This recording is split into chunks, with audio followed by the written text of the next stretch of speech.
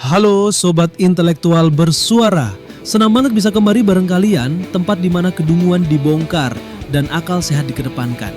Di tengah hiruk pikuk isu viral, yuk bareng-bareng kita jaga logika, nyalakan nalar dan tegakkan pikiran kritis.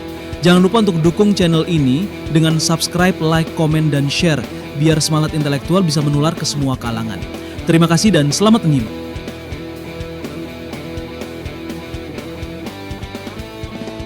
Dalam acara Indonesia Lawyer Club yang membahas fakta keaslian ijazah mantan Presiden ke-7 Republik Indonesia Joko Widodo, Dr. Eng Rismon Hasiholan Sianipar tampil bukan sekedar sebagai akademisi, melainkan sebagai pengurai kebenaran digital.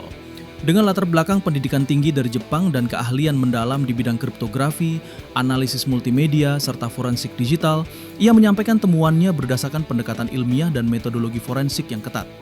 Berdasarkan kajian teknis dan bukti-bukti digital yang ia paparkan, Dr. Rismon menyimpulkan bahwa ijazah S1 atas nama Joko Widodo tidak memenuhi keabsahan autentik dan dapat dikategorikan sebagai palsu. Di tengah arus informasi yang penuh distorsi, kehadiran sosok seperti beliau menjadi penjaga nalar yang menyuarakan pencerahan, bukan sensasi.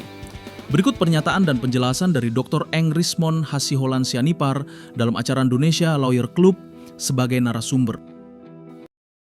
Hari Senin, Senin. hari Senin minggu ini ya, tanggal 26 kalau nggak salah. Jadi dari runutan apa yang ditanyakan oleh penyidik adalah apakah kita sebagai peneliti memiliki otoritas untuk meneliti, mengkaji ijazah maupun skripsi Pak Joko Widodo. Jadi ditanyakan otoritas dari peneliti, seolah-olah kita memiliki izin untuk memeriksa atau memberikan jawaban kepada publik terkait dengan ini, gitu, Bang Karni. Jadi yang berikutnya adalah yang ditanyakan seputar dengan metodologi penelitian. Metodologi penelitian dan hasil-hasil penelitian, pengkajian maupun software-software yang saya buat untuk meneliti baik lembar pengesahan skripsi maupun ijazah Pak Jokowi yang diklaim asli oleh kader PSI Dian Sandi Utama. Nah, di situ saya sangat berhati-hati menjawab karena begini, Bang Karni. Penelitian itu kan memerlukan waktu yang sangat lama untuk mendapatkan pengetahuan itu. Jadi bahkan kalau saya terangkan ke mahasiswa saya yang semester 7, semester 8 mau lulus pun belum tentu bisa memahaminya. Nah, sekarang pertanyaannya bagaimana saya membumikan, mengeneralisasi apa yang menjadi metodologi penelitian saya kepada penyidik yang latar belakangnya SHMH. Nah, di situ saya khawatir bahasa yang membumi itu nanti takutnya bisa merugikan saya gitu. Karena ya ini kan penelitian tingkat lanjut. Bagaimana saya menjelaskan misalnya nilai-nilai intensitas dari kanal R itu mulai dari 0 sampai 255 yang merupakan representasi dari 8 bit per pixel. Nanti bagaimana saya membumikan itu? Jadi saya kebanyakan untuk metodologi ya, maupun kajian-kajian ilmiah saya berkeberatan untuk menjawab. Takutnya itu ada misinterpretasi apa yang ditulis oleh penyidik dengan apa yang saya jawab terkait dengan technical prosedur dalam penelitian itu, gitu Bang Karni. Dan begitu juga dengan penggunaan atau perbandingan dua citra digital yang kita ambil, itu kan untuk menjawab pertanyaan publik. Apakah ini benar kecocokannya dengan itu, misalnya yang diklaim Pak Dumanto, terus yang diklaim dengan ijazah dari Pak Jokowi, itu kita crop, kita bandingkan, sebelumnya kita pre-processing dulu dengan sejumlah teknik image processing, baru kita cocokkan dan keluarlah hasilnya. Hasil tersebut ya dia harus dibalas dengan pengkajian orang juga, oh salah punyamu. Itu nggak cocok dengan si ini buktinya, taruh ke media sosialmu atau dalam YouTube, presentasikan sajiannya, kajiannya, begitu. Tetapi kalau metodologi penelitian harus berakhir di meja laporan polisi dan penyidiknya juga nggak paham dengan kajian-kajian kita, itu membuat saya khawatir. Takutnya bahasa saya mencoba untuk membumikan itu menjadi senjata mereka untuk kepada saya, begitu Bang Karni. Itu 93 atau 97 pertanyaan itu tentang apa aja? Tentu tidak tentang otoritas. Pil. 97 video pertama yang ditanyakan adalah diskusi kami dengan Pak Roy Suryo di sebuah podcast. Nah, di situ saya kan membandingkan, saya sudah datang ke perpustakaan Fakultas Kehutanan UGM, terus saya foto lembar pengesahan skripsi, terus saya analisa bahwa lembar pengesahan skripsi Pak Joko Widodo yang diklaim yang ada di perpustakaan UGM itu memiliki teknologi yang tidak sesuai dengan zamannya. Karena tahun 85 ya hampir semua mahasiswa menggunakan mesin ketik manual. Pattern atau pola dari hasil ketikan manual itu tentu sangat jauh dengan produk dari software atau hardware secara digital. Ya. Nah, contohnya di belakang ini ya. Ini skripsi Pak Joko Widodo sebelah kanan. Nah, setelah saya analisa kerapatan DPI-nya maupun menggunakan neural networks, berbasis AI atau deep learning dengan model convolutional neural networks, ini sebelah kanan ini adalah produk dari Times New Roman. Times New Roman itu secara digital baru didistribusikan di Windows 31 tahun 92. Itu pun setelah dibeli license-nya oleh Windows dan Adobe. Baru mereka kembangkan sebuah teknologi font bernama PostScript tipe 1. Itu tahun 92. Dan produk tahun 92 pun saya sangat pesimis ini produk 92.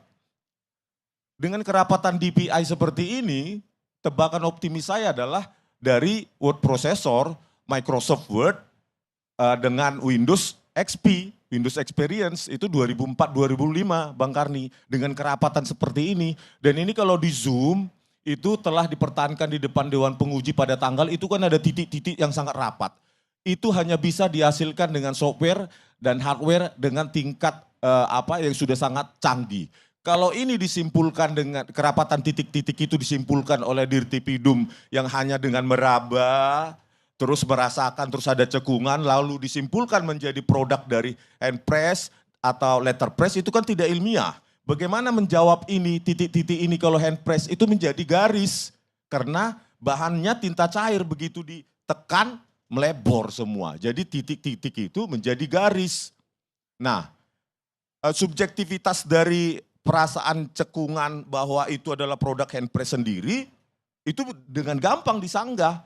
Karena secara digital, cekungan itu juga bisa dihasilkan bukan karena tekanan, tetapi karena produk dari digital, namanya digital embossing.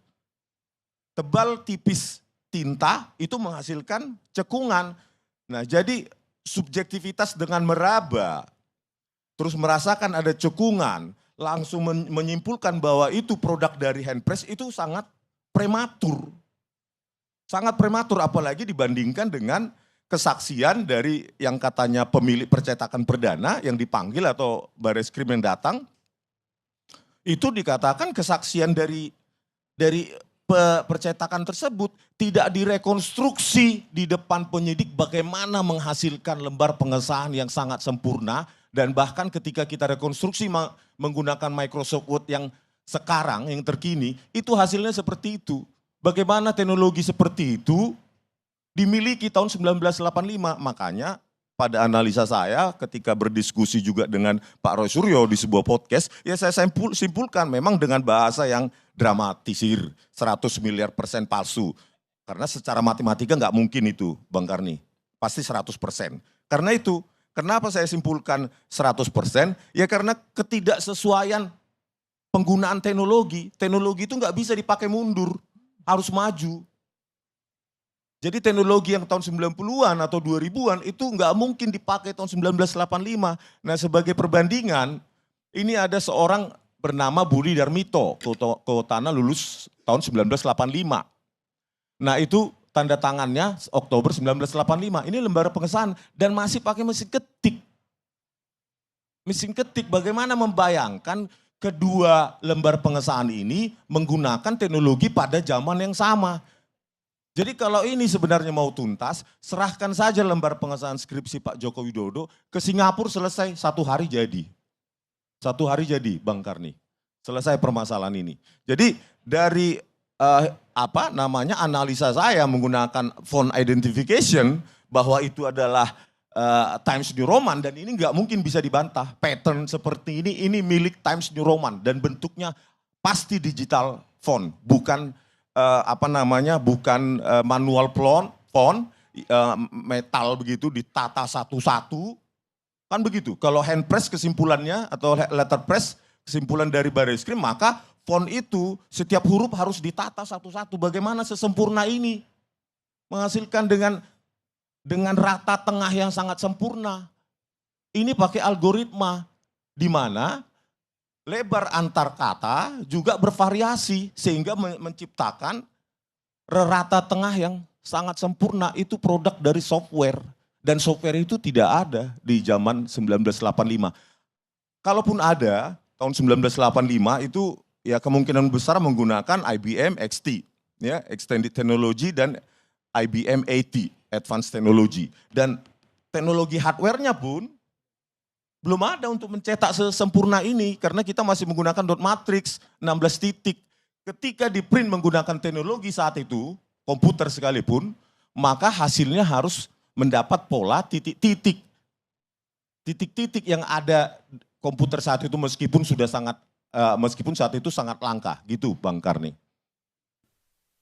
Jadi apapun juga hasil dari Barreskrim yang diumumkan hari Kamis kemarin, Bung Rismon tetap tidak percaya bahwa itu identik lah. Kalau nggak dibilang. Saya jawab Bang ya, ya masih lah Bang. Bagaimana kita, sains itu kan bukan subjektivitas, dia objektivitas, terukur, ada variabel keluaran dan itu harus bisa diulangi oleh pihak lain, laboratorium lain, ya, dan harus sama hasilnya. Makanya kita perlu metode, prosedur, dan variabel keluaran. Nah yang disebutkan oleh Pak Dirtipidum kemarin, ya cuma mengatakan kualitatif, identik. Sementara kalau scientific crime investigation, dia butuh angka-angka, nilai-nilai sebagai produk keluaran misalnya, yaitu persentase keidentikan berapa. Dan juga belum dikunci keautentikannya sebelum dilakukan perbandingan atau dengan cara uji keidentikan, maka harus dilakukan uji keaslian. Uji keaslian itu apa? Ya kembali ke ilmu alam, ilmu bahan, bahwa dilakukan uji usia kertas, prediksinya tahun sekian. Uji dan jenis tinta, prediksi tahun sekian. Terus apa senyawa-senyawa kimianya. Karena saya lihat, coba ditampilkan lagi, di sejumlah dokumen yang ditampilkan Dirtipidum itu berbeda warna. Coba Mbak, yang itu berbeda warna, yang lainnya, yang screenshot. Nah, yang nggak dapat ya. Nah, yang ditampilkan dalam bentuk digital oleh Dirtipidum itu memiliki visual comparison. Kalau kita zoom, kita analisa sejarah RGB itu sebagian kuning, sebagian putih. Seharusnya dikunci dulu Bang, bahwa ini semua dokumen dipajang di situ di meja Dirtipidum dan bisa orang melihat, terutama wartawan dan jurnalis, dikunci dulu ini semua yang dilakukan uji keidentikan telah kami uji keasliannya sebelum melakukan uji keidentikan dan itu berasal pada periode yang sama sekitar tahun 80-an karena prediksi Bang. Begitu Bang Karni. Jadi kalau begitu apa lagi upaya yang akan dilakukan oleh Roy Suryo dan kawan-kawan termasuk Rismon? Kemarin tim TPUA sudah mengajukan gelar perkara khusus di mana kami meminta tim TPUA juga berdiskusi dengan kami Pak Roy dan Bu Tifa dan saya ya untuk bisa hadir di gelar perkara khusus tersebut. Jadi kita lihat semua dan semua technical report dari laboratorium yang diklaim telah dilakukan apakah benar. Terus berapa persentase keidentikan tiap dokumen yang dilakukan pencocokan. Dan kalau kami tidak terima juga ya kami meminta ya karena diklaim bahwa Barreskrim ini memiliki hasil yang akurat, maka ya, dan tidak manipulatif, tidak diintervensi, maka harus siap juga diuji dengan laboratorium, kita minta mulai dari Puspom, laboratorium Puspom TNI, begitu Bang. Wah, jauh, lebih jauh. Terima kasih sudah menonton. Mari terus nyalakan nalar, ungkap fakta, dan singkirkan kedunguan. Dukung channel ini dengan subscribe, like, komen, dan share. Sampai jumpa di episode berikutnya.